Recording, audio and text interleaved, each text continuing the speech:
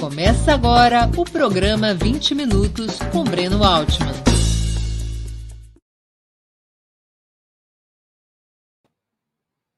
Bom dia!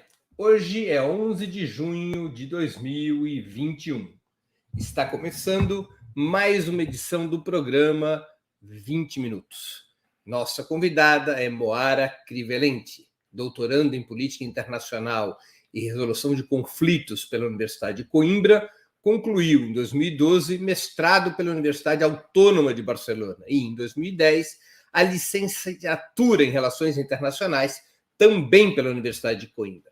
É diretora do Centro Brasileiro de Solidariedade aos Povos e Luta pela Paz, o SEBRAPAZ, e assessora da presidência do Conselho Mundial da Paz. Moara é uma das principais estudiosas da questão palestina, nosso tema do dia. Antes de começar a entrevista, gostaria de pedir que façam uma assinatura solidária de Opera Mundi em nosso site ou se tornem membros pagantes de nosso canal no YouTube. A imprensa independente precisa da tua ajuda para se sustentar e se desenvolver. Também peço que curtam e compartilhem esse vídeo, além de ativarem o sininho do canal. São ações simples que ampliam nossa audiência e nossa receita publicitária. Perguntas também poderão ser feitas à nossa convidada pelos nossos espectadores nas áreas de bate-papo das plataformas. Quem as fizer, peço que contribuam, se puderem, com o Super Chat ou Super Sticker no canal de Opera Mundi no YouTube. Bom dia, Moara. Muito obrigado por aceitar nosso convite. Uma honra ter sua presença aqui no 20 Minutos. Bom dia, Bruno. Bom dia também para a Laila, que está aí na parte técnica. Obrigada a vocês pelo convite. Muito honrada de estar aqui com vocês. Moara, estamos próximos dos 30 anos dos acordos de Oslo, pelos quais se estabeleceu a autoridade palestina e parecia ter sido aberta uma estrada para o fim da colonização israelense, datada de 1967. Qual é o estado da arte atual, quase 30 anos depois? O estado da arte atual, como os palestinos têm denunciado, a aceleração, né, da colonização da Palestina, a institucionalização, por assim dizer, do que Israel já vinha fazendo, que é anexar territórios palestinos, né, através da expropriação, do despojo de várias terras agrícolas e também vilas, casas demolidas e tudo mais, que Israel faz, alegando que aquelas são terras de interesse para a segurança da potência ocupante militar, que é a própria Israel, e depois destina essas terras para a construção ou expansão de colônias no território palestino, né? Hoje em dia já são mais de 600 mil colonos israelenses vivendo em territórios palestinos, mais de, acho que cerca de 200 colônias, inclusive o que mesmo Israel considera como postos irregulares, né, que são pequenas comunidades que alguns colonos vão construindo sem autorização do governo, mas que depois são regularizadas pelo governo, ou seja, não tão irregulares assim, pelo menos não permanentemente, ou seja, o que foi se consolidando nesses 30 anos de suposto processo de paz é a colonização, né, e a institucionalização do próprio regime de apartheid, né, que depois a gente pode também comentar melhor. Eu vou pedir para a produção subir um mapa, que é o mapa da época de Oslo, para o pessoal ver direito. Essas áreas vermelhas são as áreas que, pelos acordos de Oslo, passaram a constituir a autoridade palestina. Como vocês podem ver, são várias ilhas, ou, portanto, não é um território contínuo, e no canto inferior esquerdo, essa faixa maior é exatamente a faixa de Gaza. Então, todas essas áreas em vermelho, pelos acordos de Oslo, passariam, como passaram, a autoridade palestina. Nesses espaços em branco, entremeando essas ilhas, é exatamente territórios ocupados da Cisjordânia, onde são organizadas essas colonizações. Então, quando a Moara fala no avanço das colonizações, é nesses espaços em brancos que praticamente impedem um território contínuo da autoridade palestina no futuro. É isso aí, Mora? É isso, e mesmo o total, na verdade, né, Bruno, tá completamente sob ocupação israelense, ocupação militar israelense, ou seja, mesmo quando nos acordos de Oslo eles fragmentaram o território palestino, né, no que a gente chama sempre da bantustanização da Palestina, ou seja, a transformação desses pequenos fragmentos de território num eventual Estado, eles fizeram isso através da classificação desses territórios em A, B e C, que seria o A sob controle da autoridade palestina, o B sob controle partilhado da autoridade palestina e Israel, e o C, que é a maior parte, mais de 60% do território palestino, sob controle israelense, militar e dito civil, que é tudo militar, no fim das contas, né? Então, na verdade, todo o território palestino está sob ocupação militar israelense, mesmo no território que a autoridade palestina supostamente controla, é preciso fazer uma coordenação com o exército de ocupação israelense, ou seja, mesmo a ilusão de autonomia que foi garantida à autoridade palestina também está sujeita ao controle israelense, né? E na faixa de Gaza, você mostrou ali, não existe uma fragmentação do próprio território, mas é porque, na verdade, quase que não foi necessário, né? Porque em 2005, o governo do então Ariel Sharon,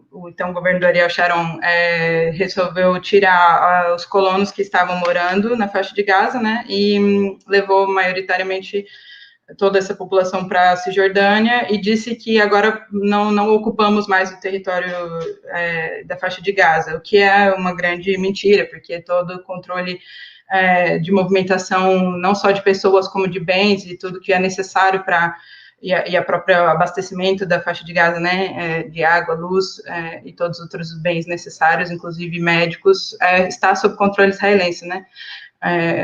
O espaço aéreo, marítimo, enfim, até onde os pescadores palestinos podem pescar é definido por Israel, na costa da faixa de Gaza. Então, tudo está sob controle israelense. Explica melhor o grau de autonomia e soberania da autoridade palestina sobre água, sobre impostos, sobre defesa, sobre entrada e saída das pessoas, para que os nossos espectadores possam ter uma informação mais clara sobre o assunto. Sim, você começou notando meio que a raiz do problema, como ele se estrutura hoje, né? A raiz do problema, na verdade, a gente sabe que é no começo do século XX, né, com o Reino Unido e o mandato britânico, mas hoje em si, como é feita a gestão do território foi estruturado justamente com os acordos de Oslo, né, que teve aqueles acordos de Paris, protocolo de Paris, os protocolos todos que regulamentam como vai funcionar a economia palestina, como vai funcionar a própria autoridade palestina, que foi criada no Acordo de Oslo número 2, né, como um governo de autogestão interino, que seria o governo palestino. Estou mandando um olá para a Munei, que tá assistindo a gente, mandando oi. Um governo de gestão autônoma da Palestina pelos palestinos, né, naquela área destinada à autoridade palestina, ao controle da autoridade palestina, mas questões como os impostos, mesmo a política econômica da Palestina toda ficou sujeita a esse acordo, por exemplo, o Protocolo de Paris, né, que vários palestinos, economistas e tudo mais têm, inclusive a ONU mesmo, né, através da Conferência de Comércio e Desenvolvimento, a UNCTAD, tem denunciado como uma forma que Israel encontrou de manter os palestinos como um mercado cativo, por assim dizer, né, porque ao mesmo tempo em que, através desse acordo, né, num processo de neoliberalização da economia israelense, os israelenses disseram que haveria livre circulação de bens e comércio, mas, na verdade, o livre mesmo era só dos produtos israelenses para o mercado palestino e não o contrário, né? Então, já isso aí é uma amostra de quão estrutural, né, ficou o controle e que tipo de autonomia realmente os palestinos tiveram através desses acordos e que não chegaram sequer a se concretizar, né? Para lembrar, os acordos deveriam ter sido transitórios até o final da própria década de 90, né, até que um acordo permanente para a solução da questão ali fosse alcançado, e até hoje estamos aqui em 2021 e não se vê isso no horizonte, né, tão cedo.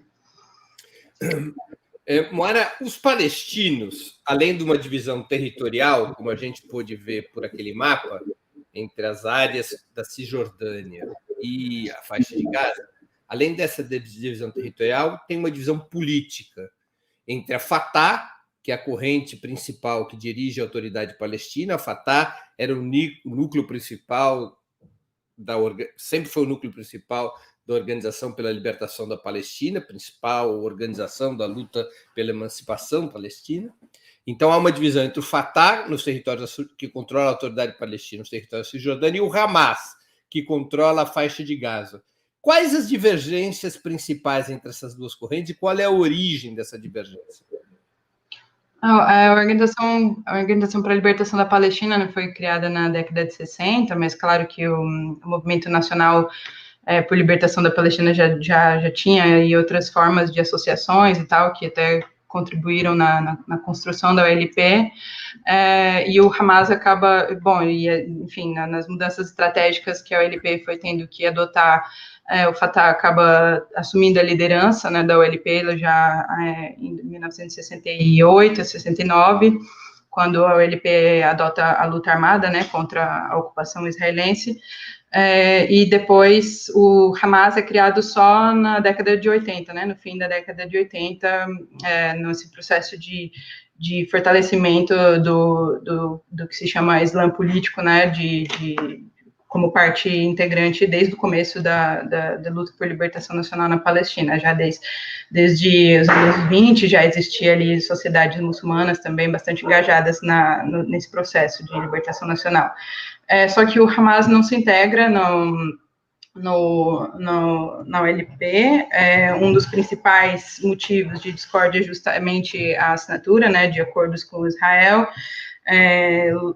e ultimamente, desde 2006, que teve a principal disputa ou confronto entre Fatah e o Hamas depois das eleições legislativas, né, que o Hamas venceu principalmente na faixa de Gaza, onde eles ficaram, mas o Hamas venceu as eleições legislativas e isso causou um confronto, uma disputa interna que já se verificava antes, né? Mas desde então, vários outros planos de reconciliação nacional têm sido propostos, inclusive desde a prisão, né? Vários líderes do Hamas, do Fatah, de outras frentes e partidos palestinos que estão ou não na OLP já têm feito propostas de planos para reconciliação nacional. Então, isso é um processo interno que mesmo os próprios protagonistas dessa disputa e da divisão dizem que precisa ser superado e urgentemente, porque disso depende o fortalecimento da estratégia, né, do povo palestino para a libertação,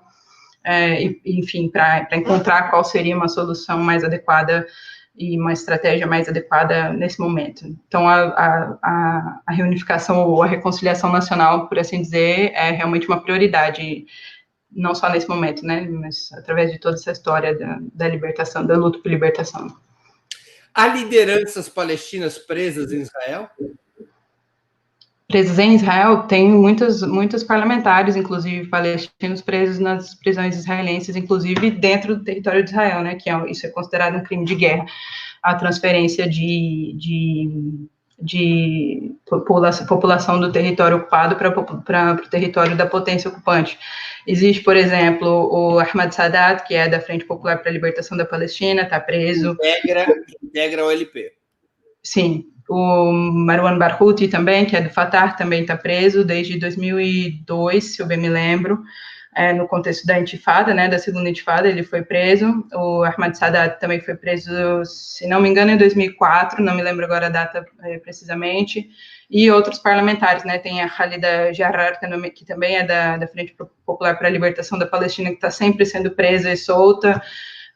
Inclusive, ela foi presa novamente em 2016, passou mais um tempo presa, ou seja, são períodos assim que como forma, né, também de controle e de repressão, esses líderes vão presos e depois soltos por algum tempo e presos novamente, ou seja, é uma forma de sempre manter a vida deles suspensa nesse sentido, né? De tentar manter suspensa, porque eles não, mesmo com essa ameaça de ser detidos novamente, eles continuam engajados quando saem, e assim vão levando essa situação. Quer dizer, Israel tem presos em seu território integrantes do partido que governa a Autoridade Palestina. O Marwan Barghouti, sinceramente, agora eu não me lembro em qual prisão, posso até checar aqui, em qual prisão ele está, mas sim, existem parlamentares, crianças, lideranças de quadros políticos e tudo, presos, inclusive em território israelense. E que pertencem ao Fatah, que governa a Autoridade Palestina. Sim. O que é o Marwan Barghouti, como outros, né, enfim, o tipo de acusação que se faz contra eles praticamente não se pode nem ir checar quais são, né, porque uma população sob ocupação, como a gente sempre diz, né, que tem o direito de resistir à ocupação estrangeira, isso é reconhecido pela ONU, mas não precisava nem ser, né, porque quem é que espera que uma população sob ocupação aceite pacificamente a situação, né? Então, por exemplo, Marwan Barghouti foi preso no contexto da segunda intifada, que teve, inclusive, resistência armada, o Ahmad Sadat também, a Leila Khaled da FPLP, que é considerada por Israel uma organização terrorista, o que é outra contradição gigantesca, porque não só a FPLP é mesmo um partido político que integra o LP, que é reconhecida por Israel e pela ONU e, enfim, por vários outros países como a representante legítima do povo palestino, como está exercendo seu papel de resistência, né, de luta por libertação nacional, mas é considerado uma organização terrorista e qualquer afiliação a esse partido político é já sempre dita como automaticamente suspeita e culpada. Moara, os países árabes abandonaram ou estão abandonando a solidariedade aos palestinos nos últimos anos? Sempre foi bastante complicada, né? Ali a situação regional é bastante exigente com a própria luta palestina, né? Como a gente estava comentando no começo, a própria formação da OLP e logo a revisão de estratégias deles refletiu bastante essa relação complicada que existe ali, mas pelo menos politicamente falando, sim, sempre houve, a questão palestina é considerada uma questão de toda a nação árabe, né, e o pan-arabismo também adota bastante a questão como central para eles, mas, claro, como a gente viu aí agora na assinatura de acordos com Israel, né, 4 países árabes estando assinando acordo de normalização com Israel e mostrando realmente uma duplicidade, de prioridades, né, que foi bastante ofensiva até para os palestinos que denunciaram. Quais são esses 4 estados? O Sudão, o Sudão, que não move um dedo sem consultar o Egito. Também. A unidade árabe, a unidade de Estados Jesus, United Arab Emirates, Emirados Árabes Unidos, nossa, e o Bahrein, e sim, o Egito já tinha, né, o Egito foi o primeiro a assinar um acordo de paz mesmo com Israel em 1978, né, em Camp David, que inclusive ainda, só para fazer uma parte aqui, por causa da questão de Oslo, né, esse quadro que a gente viu esse quadro de diplomacia ou de concessões que os palestinos foram obrigados a fazer, né, no contexto das condições péssimas que eles tiveram para negociar, já veio desde o acordo assinado entre Egito e Israel, né? Quando o Egito e Israel assinam esse acordo, ele já propõe esse quadro aqui de prioridades e de passos a dar para a normalização das relações entre os países árabes e Israel, um quadro aos quais os demais eram meramente convidados a se somar, né? Ou seja, um atropelo, basicamente, das prioridades dos outros países, para não dizer dos próprios palestinos, né? Que é o principal. Agora, esse acordo mais recente com os 4 países árabes A novidade foi que a questão palestina nem sequer é aventada, não é? Pois é, e depois colocam como se a própria normalização, que foi, né, a normalização era uma condição, normalização das relações entre os países árabes e Israel, era uma condição da iniciativa de paz árabe, né, de 2002, adotada pela Liga Árabe, como uma forma de fazer avançar esse processo de paz que nunca saiu do papel, no fim das contas, e foi simplesmente unilateralmente ou bilateralmente vai entre os países, trilateralmente vai entre esses países e o Israel, e com a mediação do Trump, né, atropelado. Então, a iniciativa de paz árabe, que seria a grande contribuição dos países árabes para o fortalecimento de um processo de paz, ficou basicamente invalidada, né, nesse sentido. Se a normalização, que era uma condição para o avanço desse processo, já foi dada por alguns deles, né, já era na prática, né, nós sabemos que já haviam acordos e relações estreitas até entre vários, mas agora de ver isso assinado e publicizado é realmente uma afronta. Qual é o papel do Irã na questão palestina? De muito apoio, né? Muito apoio ao povo palestino na luta pela libertação nacional. Claro que Israel sempre coloca isso como mais uma evidência da intenção do Irã de apagar Israel do mapa e tudo mais, né? Aquela retórica que a gente conhece, de que o Irã é a maior ameaça ao povo, a Israel, né? Tanto que a gente viu o próprio Netanyahu, e inclusive no Congresso estadunidense, né, quando o Obama resolveu assinar o acordo nuclear com o Irã, fazer essa afronta, essa desfeita, por assim dizer, ao patrão de Israel, que são os Estados Unidos, né, o patrono, por assim dizer, o patrocinador, e ir lá no Congresso estadunidense falar por que é que o acordo não devia ser aprovado. Um acordo que o governo estava resolvendo assinar. Então, essa ênfase que Israel coloca sempre no papel do Irã na região como uma potência bastante considerável ali, é sempre um problema, inclusive, para a situação com os palestinos, né? O Irã tem uma relação privilegiada com o Hamas ou com a autoridade palestina?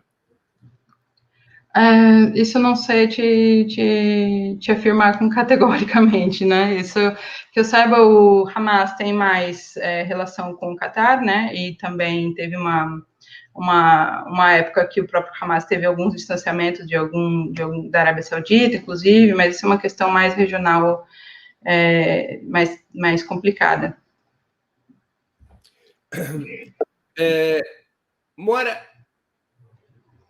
qual é a política do governo Joe Biden para o tema? Você acha que continua o alinhamento condicional a Israel, como parece apontar o bloqueio a qualquer atitude mais firme no Conselho de Segurança das Nações Unidas? Olha, vamos lembrar que o Biden era o vice do Obama, né? Quando o Obama, inclusive, eu sempre lembro desses momentos assim que o Obama, a única medida talvez mais enfática que ele tomou foi deixar passar uma resolução em 2016, né, no Conselho de Segurança, quando a política externa estadunidense de proteção a Israel é basicamente centrada em vetar resoluções, digo diplomaticamente, né, politicamente, claro que militarmente e financeiramente é outra questão, vetar resoluções no Conselho de Segurança. Deixou passar uma resolução que finalmente condena mais enfaticamente a construção de colônias nos territórios palestinos. Mas, antes disso, em 2015, eles já fizeram lá uma lista de que, né, por causa das tensões entre Israel e o governo estadunidense, ou melhor, entre o Netanyahu e o governo do Barack Obama, eles fizeram aquela lista falando dos apoios que os Estados Unidos estavam dando para Israel, né? Inclusive vetar resoluções, o tanto de apoio militar financeiro que os Estados Unidos estava dando para Israel a mais do que já costumava dar, né? Ou seja, aumentando a promessa.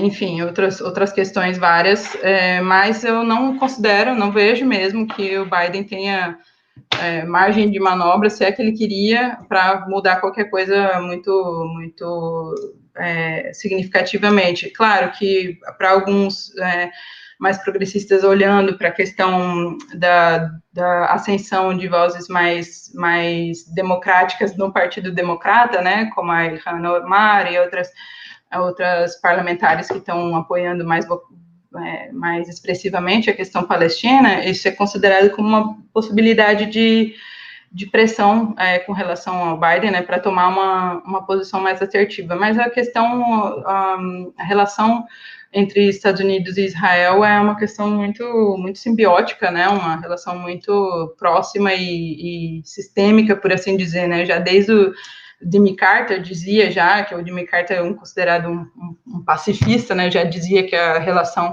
entre os Estados Unidos e Israel é uma relação muito especial, né, então é uma questão mais persistente, por assim dizer, que não é um governo novo, democrata, que também é pró-Israel, que vai mudar tão facilmente, né.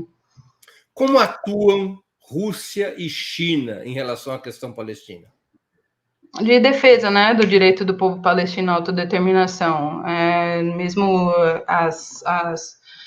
as votações no Conselho de Segurança mostram isso, as ajudas que esses países enviam à própria autoridade palestina, por exemplo, agora a China também enviou vacinas para os palestinos. Enfim, é uma posição diplomática de defesa do direito do povo palestino a estabelecer seu Estado independente. Israel, já que você falou em vacina, Israel é um dos países com maior taxa de vacinação do mundo. A distribuição das vacinas nos territórios ocupados teve algum papel do Estado de Israel? Pouquíssimo, se quase nada, né? Porque, na verdade, as vacinas que chegaram para os palestinos nos territórios ocupados vieram maioritariamente ou assim pela China, inclusive através da COVAX, né? A plataforma de partilha de vacinas com países que estavam precisando mais, e isso, inclusive, essa é uma das campanhas, né, que os palestinos estão denunciando a falta de acesso às vacinas como mais uma evidência, né, do apartheid que Israel impõe sobre os palestinos, ou seja, enquanto a população israelense está praticamente quase toda vacinada, Israel já pode se gabar de que em breve vão parar de exigir o uso de máscaras em locais fechados, os palestinos ficaram desatendidos, né? E isso, mais uma vez, é considerado uma violação do direito internacional humanitário, uma vez que a população palestina está sob a ocupação militar israelense e, como potência ocupante, Israel tem todas essas obrigações de proteção. Imagina, mais evidenciada ainda a falha de Israel em cumprir essas obrigações, fica com uma pandemia que afeta a vida mesmo, né? Quer dizer, Israel distribuiu vacinas, fez a vacinação dos árabes israelenses e dos judeus israelenses, mas não ministrou essas vacinas nos territórios ocupados, é isso? Sim. Sim. Moura, o avanço da colonização dos territórios ocupados, como você registrou, especialmente no período de 12 anos de governo do Benjamin Netanyahu, contrário ao que alguns chamam de espírito de Oslo, ameaça a solução dos dois estados?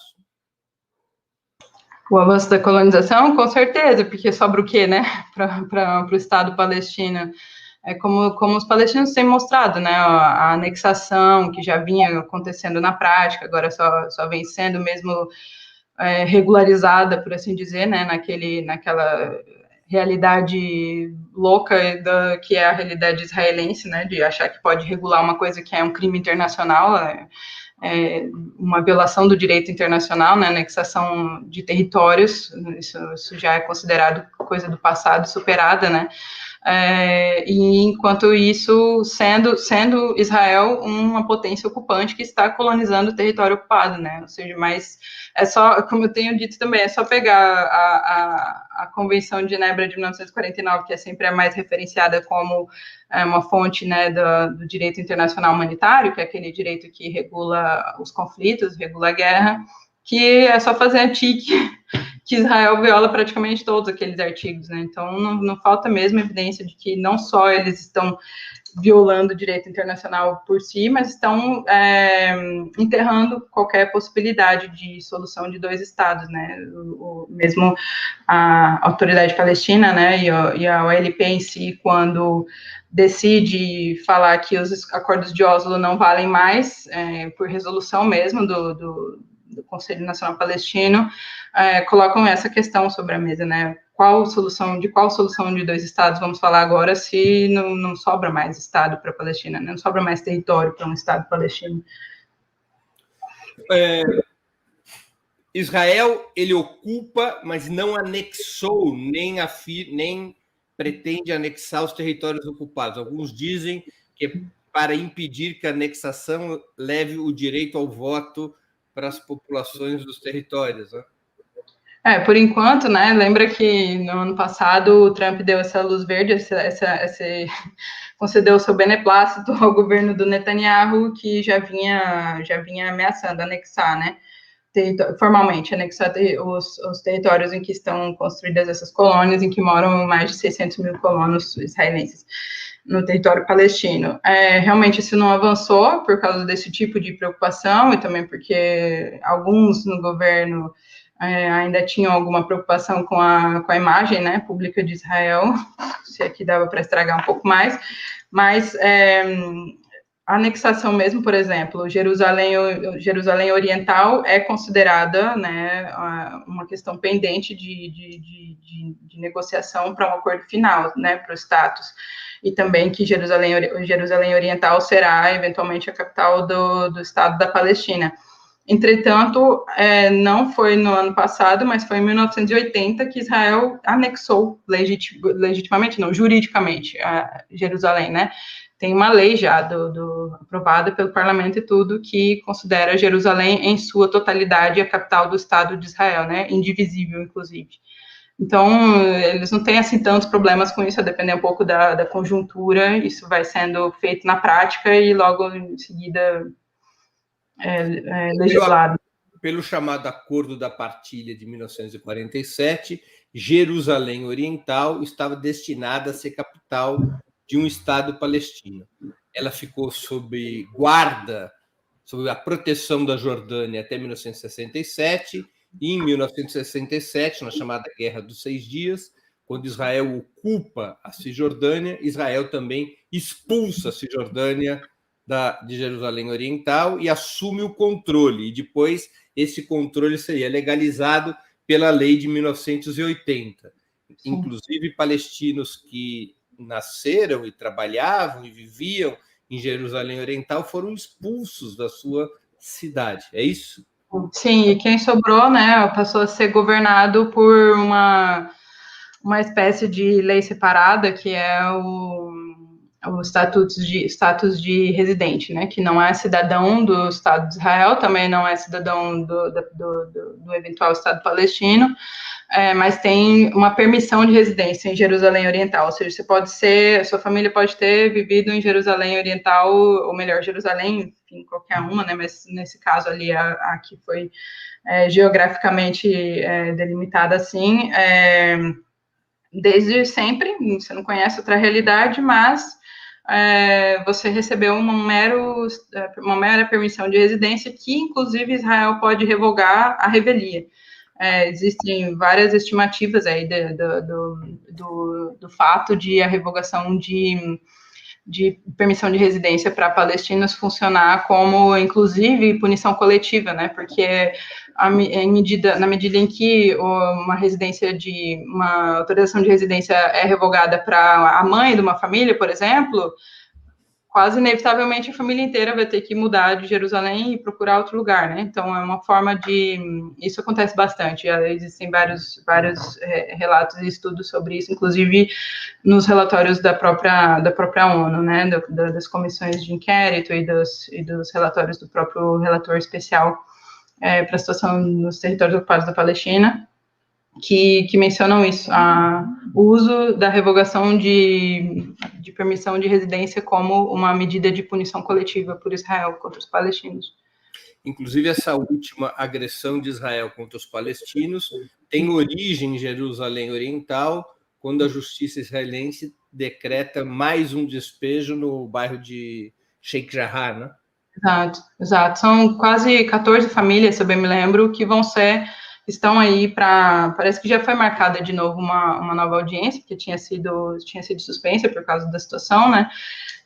Que vão ser despejadas, só que isso não está sendo pacientemente esperado pelos colonos que estão esperando para recuperar ou para ocupar a casa, né? Como a gente viu, acho que você chegou a ver um vídeo que circulou bastante aí pela Al Jazeera e outros canais, de um colono entrando na casa de uma mulher e ela dizendo, né, Jacob, você não pode roubar a minha casa, essa é a minha casa, né? E ele respondendo, um colono estadunidense, né, com um sotaque bastante marcado, dizendo, mas se eu não roubar a sua casa, vai vir outro, e se eu não entrar aqui agora, você não vai entrar também, então por que você está gritando comigo? E realmente, ela está gritando com ele, obviamente, por causa do desespero, né, da exasperação, mas realmente o que está ocupando a casa dela ali, na verdade, é Israel, né, não é nenhum indivíduo, como a gente vai vendo nas outras. E por ironia, Sheikh Jarrah foi um distrito designado aos palestinos depois que eles já foram expulsos de Yafa, né? Exatamente. A história de vários dos palestinos ali, mesmo dentro de Israel, do que hoje é Israel, dentro da faixa de Gaza, né? Não vamos esquecer que 75% da população da faixa de Gaza é composta por refugiados, de pessoas que foram expulsas do que hoje é Israel ou de outros lugares da Cisjordânia. Também existiu muita deportação, né? Como medida de punição. Israel também deportou muitos palestinos da Cisjordânia para a faixa de Gaza, como forma de separá-los, vai fragmentar famílias ou mesmo ativistas políticos, né, uma forma de punição. E é isso, 75% dessas pessoas que estão na faixa de Gaza é uma população de refugiados já de vários outros massacres e momentos de maior violência, né? A violência é persistente, constante, mas maior. Mora, uma nova coalizão parece estar se estabelecendo no governo de Israel. Até agora ainda não se bateu o martelo, mas aparentemente se formou uma maioria contra o Netanyahu. Uma coisa meio casamento do porco com a cachorra, mas é ali, a liderança entre a extrema-direita sionista, dirigida pelo Naftali Bennett, um setor centrista do Yair Lapid, centrista para efeito de como a imprensa ocidental o denomina, e até mesmo um dos partidos árabes, um partido árabe bem à direita, o Ra'am, do Mansur Abbas. Sim. Esse eventual novo governo, se vier a tomar posse, pode representar alguma alteração relevante na situação palestina? Olha, eu tenho escutado alguns podcasts até daquele jornal israelense que é bastante citado agora, que é mais progressista, né, supostamente, o Haaretz, que tem algumas vozes progressistas, tem outras mais centristas, por assim dizer, ou seja, mas é um meio bastante importante de se acompanhar. E eles estão dizendo que, Primeiro, o Naftali Bennett a gente conhece de ser ministro da defesa do Netanyahu, de ser parceiro da co-líder desse Yamina, do partido que eles criaram em 2019, a Ayelet Shaked, que na época da ofensiva contra a faixa de Gaza de 2014, foi uma recordista aí, que matou mais de 2.000 palestinos, maioritariamente civis, foi citada na mídia internacional dizendo que era preciso sim matar, inclusive as mães palestinas, né, porque era para elas pararem de dar à luz a cobras. Então, defendeu abertamente o genocídio do povo palestino, né? De novo, não dá para se esperar muita diferença, né? Num governo que vai ser supostamente encabeçado por esse tipo de narrativa, né? De força. Eles é um rodízio, né? O Naftali Bennett. Sim, mas o Bennett, sim. Mas o Bennett vai ser o primeiro-ministro, né? Não, e o Yamina do Bennett, ele tem como sua principal base social eleitoral exatamente os colonos dos territórios ocupados. Sim, ele se promove assim, né, como porta-voz dos colonos na liderança do governo israelense. Ele se promove dessa forma. Então, não é possível mesmo nessas condições ter qualquer mudança. Talvez até, como eu estava citando o Haaretz, o que eu tenho ouvido ali é que vai ser pior ainda, né? Porque vai estar na cabeça do governo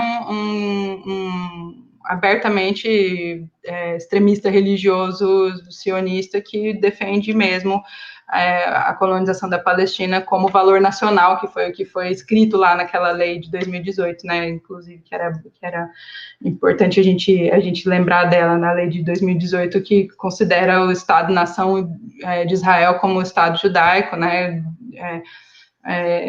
Derroga no Estado etnocêntrico. Exato. E ela defende isso, ela defende, a Shaked, que era ministra da Justiça na época que eu estava comentando agora, defende que esse Yamina tem que trabalhar pela implementação dessa lei e pelo fortalecimento da identidade do Estado de Israel como um Estado judaico. Então, nessa coalizão vai haver até o que em Israel se chama de esquerda, né, que é um bocado problemático, que é o Partido Trabalhista, né, que na verdade está na raiz de todo o problema da colonização da Palestina, né, que foi sempre o Partido Trabalhista a principal liderança do movimento de colonização sionista da Palestina, né, até 77, quando o Likud assume o governo. E o Meretz, que também é um partido sionista, embora se coloque de esquerda. Então, não existe, assim, tanta ilusão, né, quanto alguma mudança na situação ali desse caminhar, desse processo, né. O Partido Trabalhista, a imprensa muitas vezes identifica como o Avodá, e o Meretz é a esquerda sionista, supostamente a esquerda sionista. Exato. E ainda inclui o que foi péssimo, no fim das contas, né, que é o partido da lista árabe, que é, como você estava colocando, de direita, conservador, é um partido que se coloca... E que sempre flertou com o Likud, né, não é uma novidade. Sim, e ele só vai ali legitimar um bocado, né, essa coalizão nova, que é como se fosse dizer, olha, até os árabes a gente incluiu aqui, então a gente é mesmo um governo amplo, que de unidade, não sei o que. Então, complicou um pouco mais aí a situação, mas é claro que a lista conjunta, que é composta, inclusive, pela Hadash, né, que é o... Eu estou vendo que veio aí uma pergunta que o Bruno... Eu vou ler essa pergunta do José Márcio Duarte, Moara, que é assim... o José Márcio Duarte pergunta, Moara, qual a situação da esquerda israelense, composição do legislativo e do próprio Partido Comunista Israelense atualmente? O Partido Comunista Israelense está naquela frente Hadash, né, que é a Frente pela Paz e Democracia, que inclui outros partidos, inclusive eles foram, essa frente foi,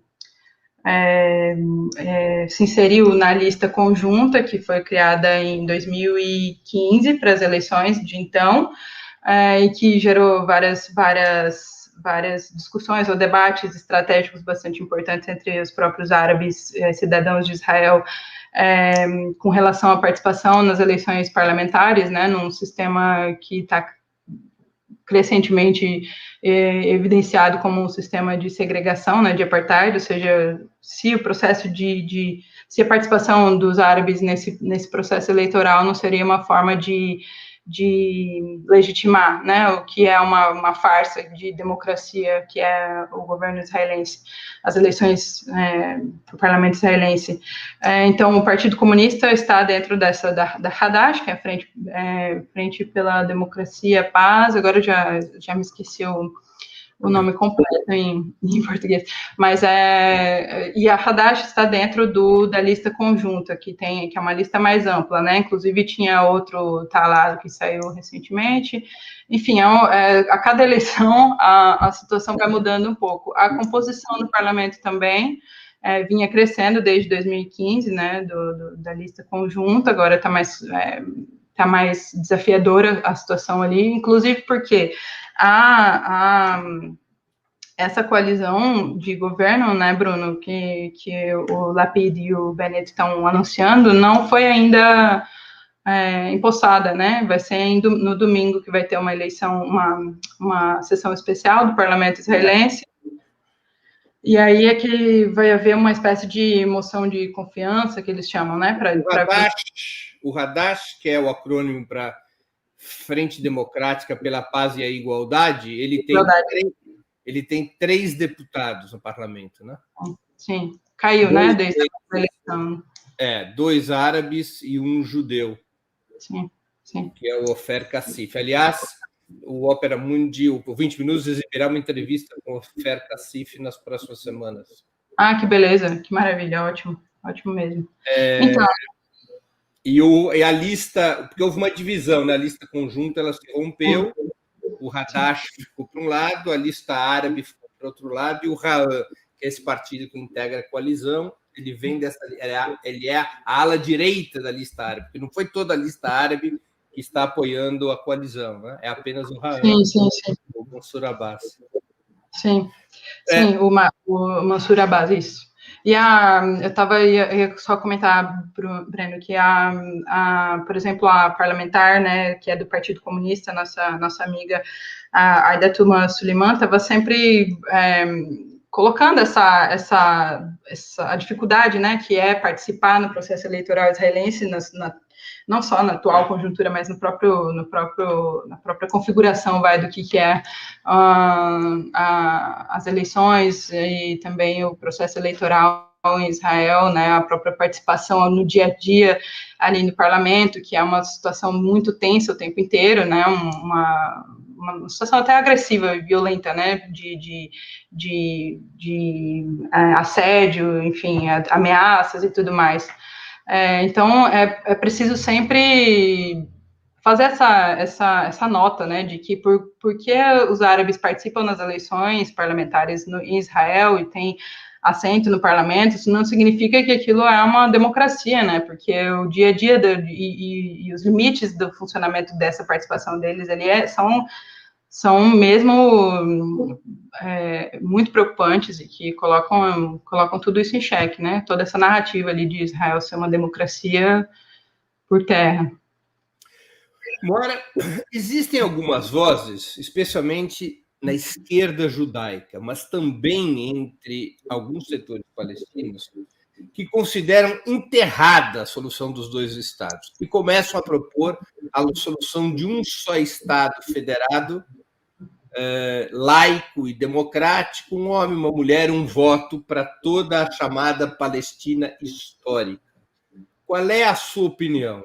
O caminho, o mapa da estrada, deve ter como destino ainda a solução dos 2 estados, ou a essa altura do campeonato o destino precisa ser trocado para esse Estado único, federado, laico e democrático? Breno, uma coisa é a gente falar do ideal, né? Outra coisa é ver concretamente quais são as realidades, quais são as condições, né? Eu tenho tido essas conversas com israelenses e palestinos e, enfim, tenho tentado acompanhar aqui os últimos... se a gente for olhar agora na internet, deve ter umas 30 lives de palestinos e israelenses discutindo estratégia, né? O que é ótimo, eu acho. Essa discussão enriquece muito a própria atuação, né, dos palestinos e dos israelenses que estão do lado dos palestinos nessa luta por descolonização da Palestina.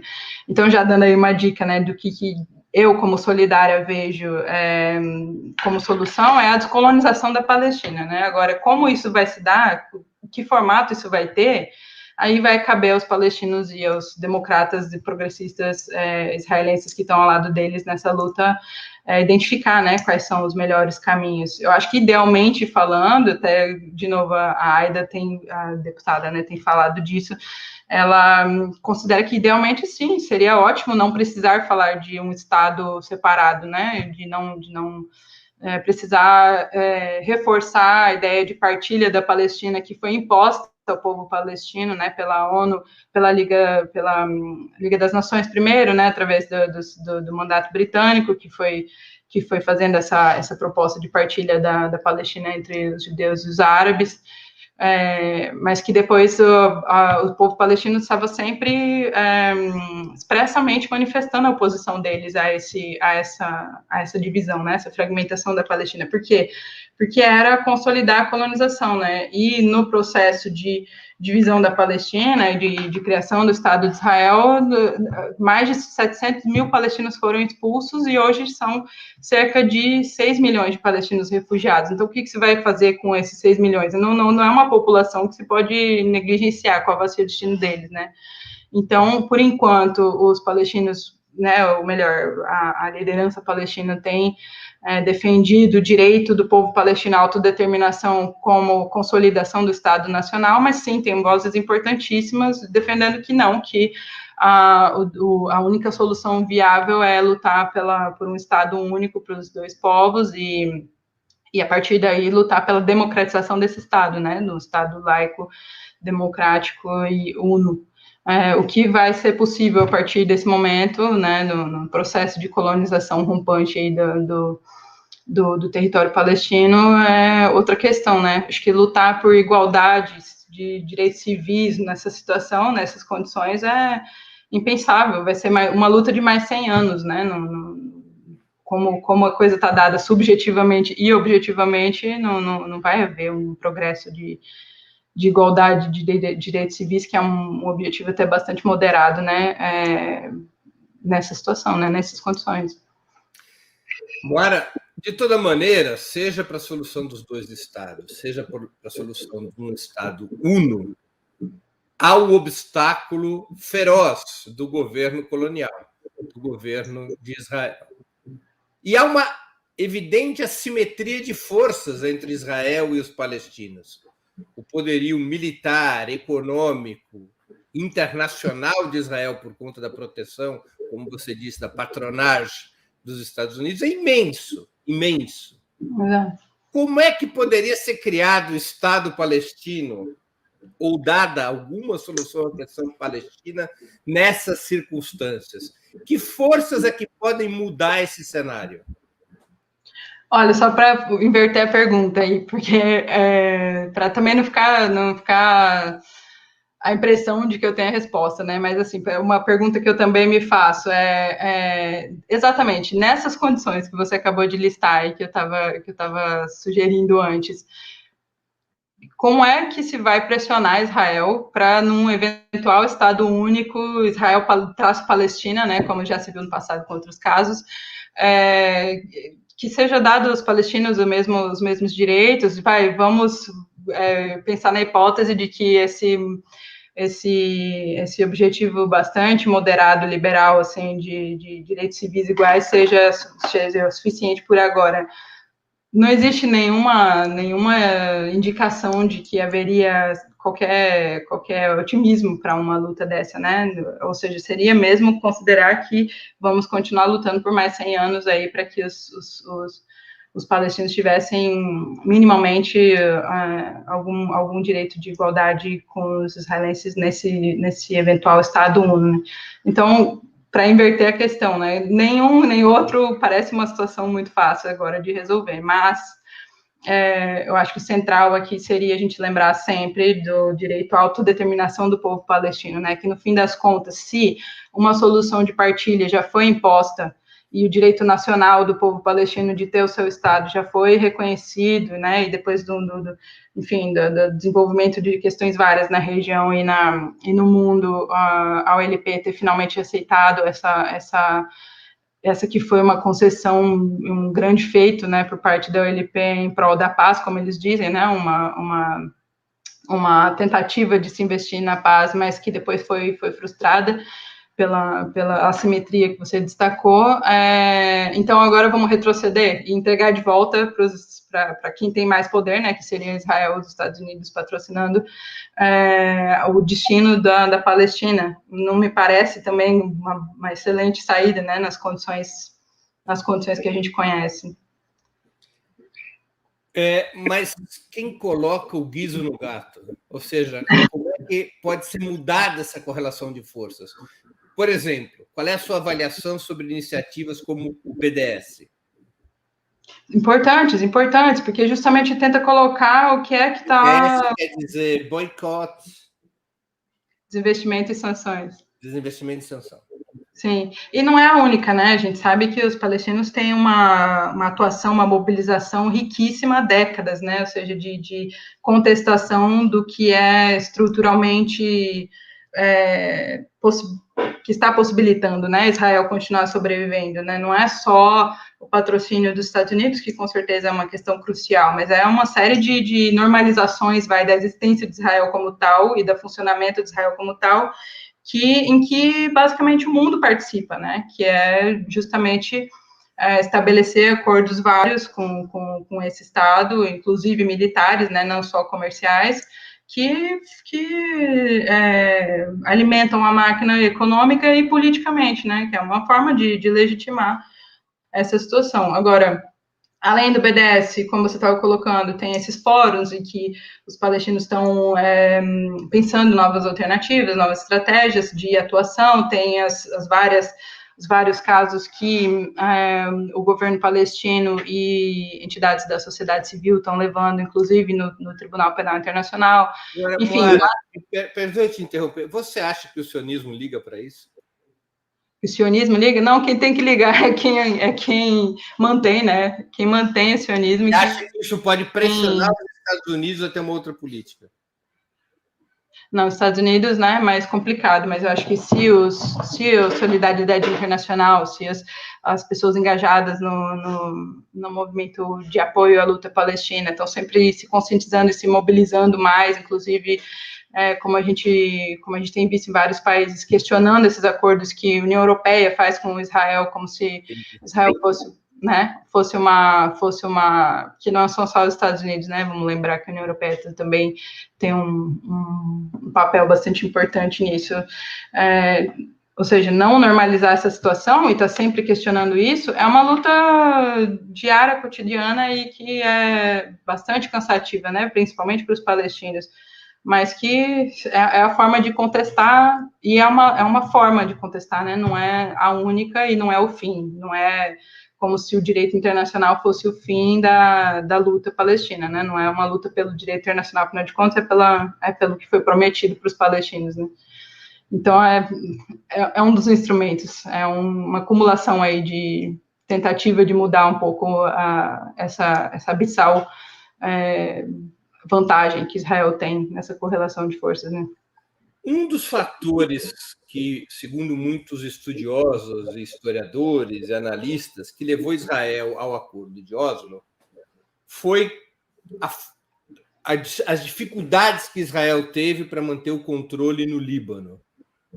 O fato de que o Hezbollah revelava uma capacidade militar imprevista e, pela primeira vez em muitos anos, o exército de Israel percebeu dificuldades em sustentar sua ação.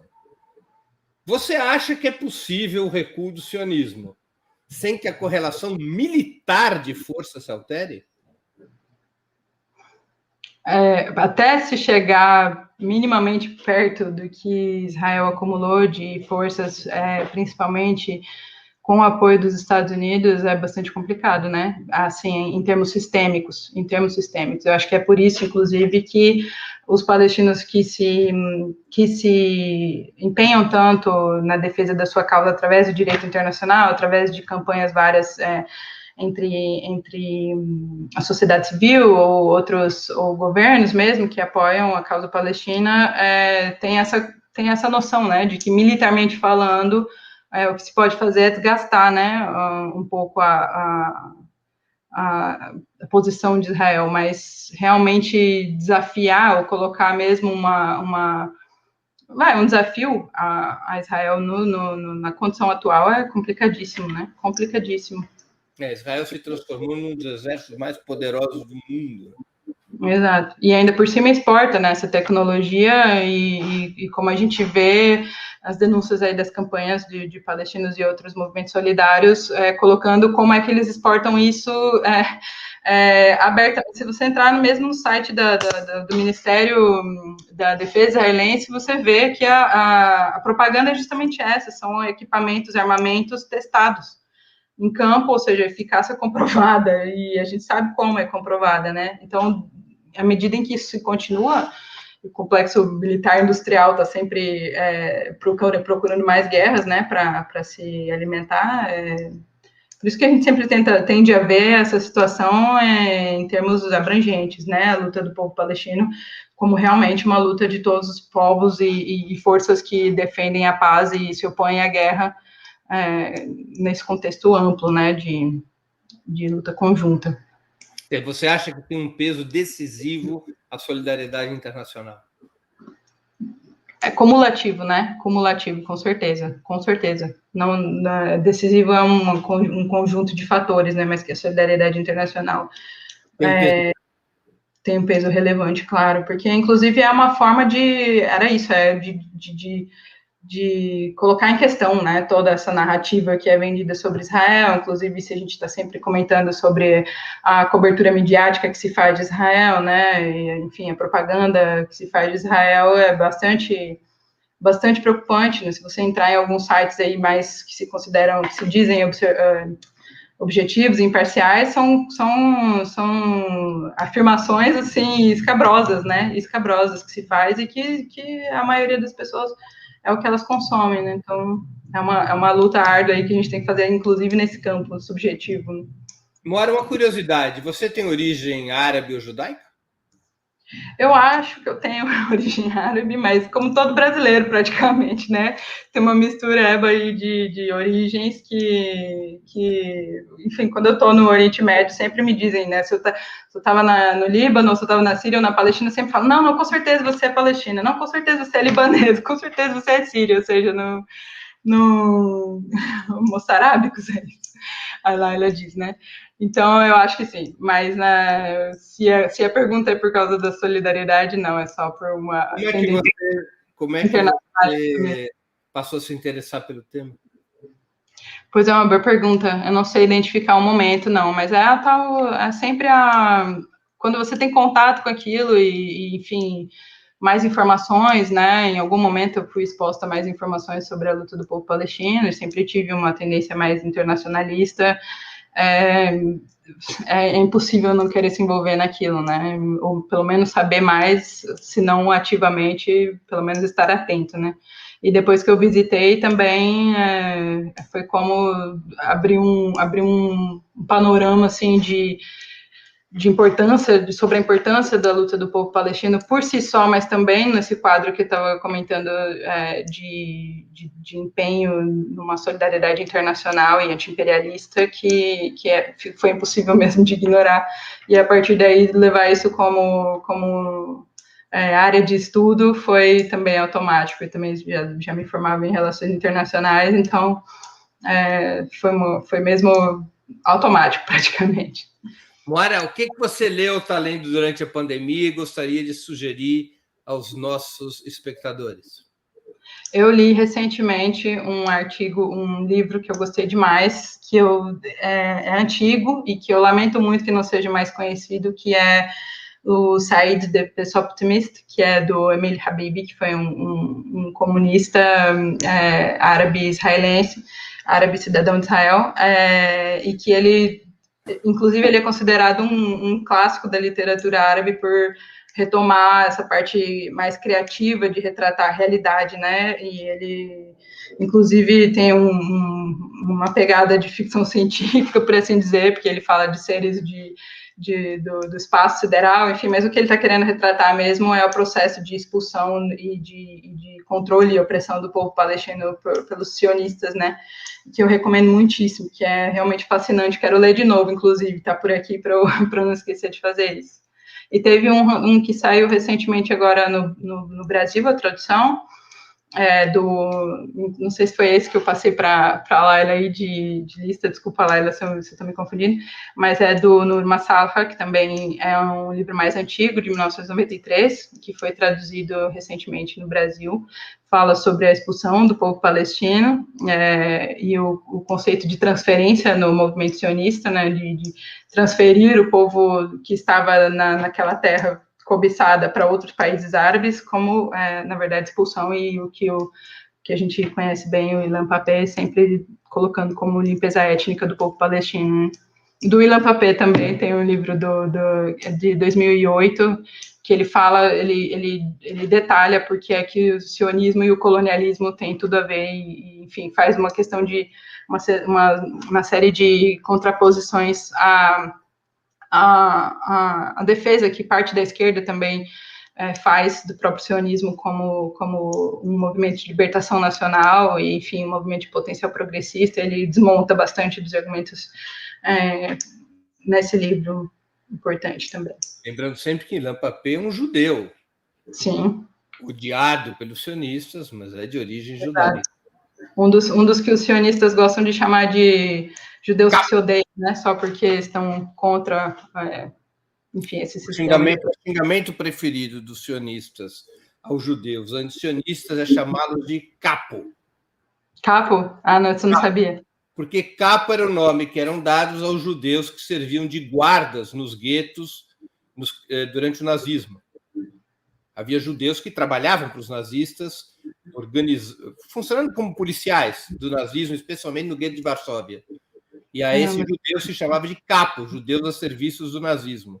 Então, os sionistas, toda vez que aparecem judeus anti-sionistas, a expressão preferida é chamá-los de capo. Eu tenho, assim, uns 3.530.000 xingamentos anotados, que já digno de receber. Nossa, que forte. Eu não consigo imaginar um xingamento mais forte. Então, né, nesse enfim...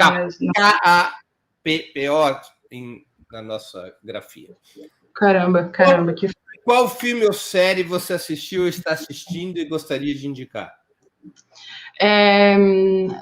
Eu estava separando alguns documentários e filmes com a Laila mais cedo, e eu estava sugerindo Lemon Tree, né, que é mais antigo, belíssimo filme, ótimo mesmo. De outro filme, não me lembro agora, Laila, qual que eu coloquei na nossa listinha. Esse maravilhoso é um documentário sobre uma tática, inclusive é considerada uma das origens, Breno, do BDS, né, que é o fato de, durante a Segunda Intifada, algumas comunidades terem se organizado para comprar vacas para poder ter leite sem ser obrigada a comprar o leite israelense, ou seja, é uma forma de tentar boicotar um produto israelense que, na verdade, era meio que, se não comprasse de Israel, não tinha como, né? Então, eles importaram vacas e foram estudar fora para como que criava vaca, para saber como criar vacas, para poder resistir a isso, e Israel, as autoridades israelenses passaram a perseguir as vacas como perigos para a segurança. Ou seja, uma questão ridícula, mas que é verdade e é retratada lindamente nesse documentário. Moara, queria agradecer muito sua participação nessa conversa super interessante sobre um tema tão complexo quanto é a questão palestina. Obrigado pela oportunidade que você deu aos nossos espectadores e a mim mesmo. Eu que agradeço muitíssimo a oportunidade. Prazer enorme. Brigadão. Encerramos assim mais uma edição do programa 20 Minutos. Voltaremos a nos ver na segunda-feira, dia 14 de junho, às 11 horas da manhã. O convidado será Vivaldo Barbosa, ex-deputado federal pelo PDT e um dos principais aliados históricos de Leonel Brizola. O tema: o que aconteceu com o trabalhismo? O que houve com o trabalhismo? Não percam! Até lá, bom final de semana e um grande abraço. Para assistir novamente esse programa e a outras edições dos programas 20 Minutos, se inscreva no canal do Opera Mundi no YouTube. Curta e compartilhe nossos vídeos. Deixe seus comentários. O jornalismo de Opera Mundi é mantido com o seu apoio. Faça uma assinatura solidária em www.operamundi.com.br. Com um pequeno valor mensal, você nos ajuda no desenvolvimento de um jornalismo independente e de qualidade. Obrigado pela audiência e até a próxima.